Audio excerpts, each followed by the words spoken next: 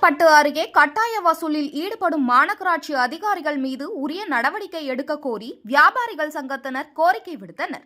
சென்னை மாநகராட்சி பகுதியில் உள்ள லட்சுமிபுரம், சூரப்பட்டு, விநாயகபுரம் உள்ளிட்ட பல்வேறு பகுதிகளில் கடைகளில் தடை செய்யப்பட்ட பிளாஸ்டிக் பொருட்கள் மற்றும் சாலை ஓரத்தில் கட்டுமான பொருட்கள் வைத்து விற்பனை செய்வதாக மாநகராட்சி ஊழியர்களுக்கு புகார் வந்துள்ளது.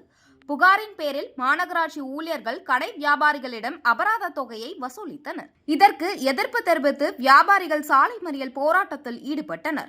இதுகுறித்து தகவல் அறிந்த காவல்துறையினர் வியாபாரி சங்க நிர்வாகிகளிடம் பேச்சுவார்த்தை நடத்தினர். அப்போது வியாபாரிகள் மற்றும் மாநகராட்சி ஊழியர்கள் இடையே வாக்குவாதம் ஏற்பட்டதால் அப்பகுதியில் பரபரப்பு ஏற்பட்டது. இதுகுறித்து வியாபாரி சங்க நிர்வாகி கமலநாதன் பேசும்போது, மாநகராட்சி ஊழியர்கள் கடைகளில் வந்து வலுக்கட்டாயமாக வசூலில் ஈடுபடுவதால் வியாபாரிகள் பெரிதும் பாதிக்கப்படுகின்றனர். எனவே இது தொடர்பாக உரிய நடவடிக்கை எடுக்க வேண்டும் என வியாபாரிகள் சங்கத்தினர் கோரிக்கை விடுத்துள்ளனர்.